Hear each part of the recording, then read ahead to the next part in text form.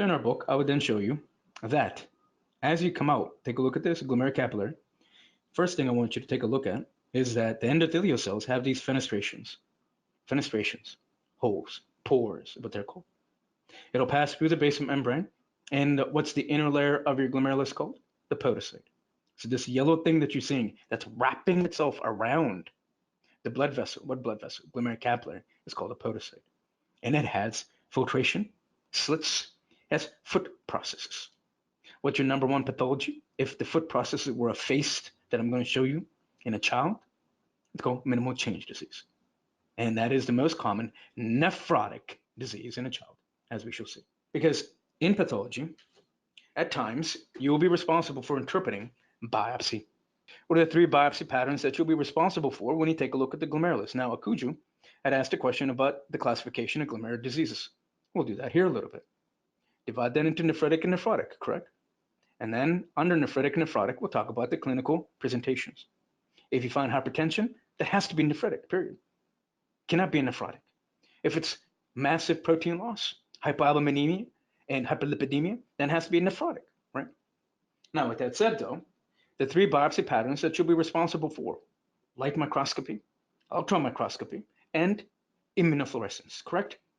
And each one of those we'll go through in great detail during our pathology course. So with that said, let me show you this. Beginner discussion. Have you ever had issues with interpreting the biopsy pattern on your boards or dealing with glomerular disease? No longer. First off, what biopsy pattern are we looking at here? It's not LM.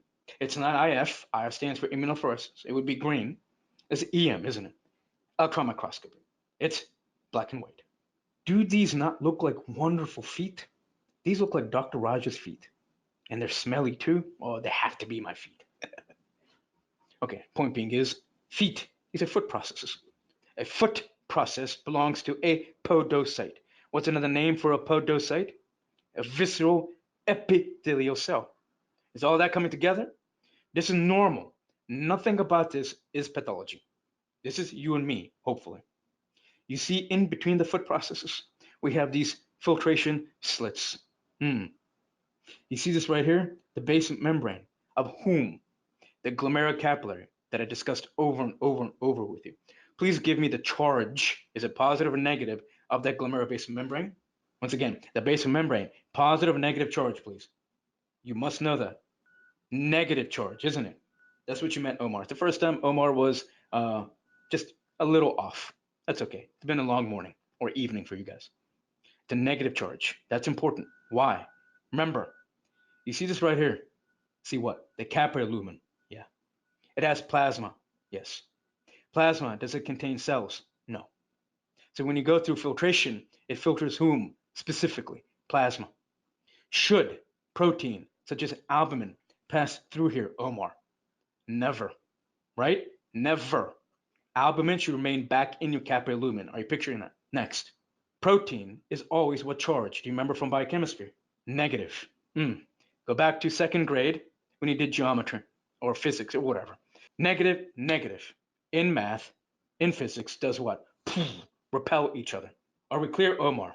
So that basement membrane has a negative charge. It must, physiologically, biochemically, so that it repels the negative protein.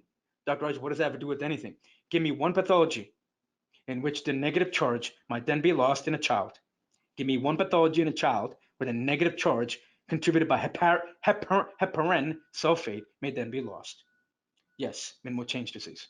In addition, obviously, foot processes would be effaced or fused, which you do not see here.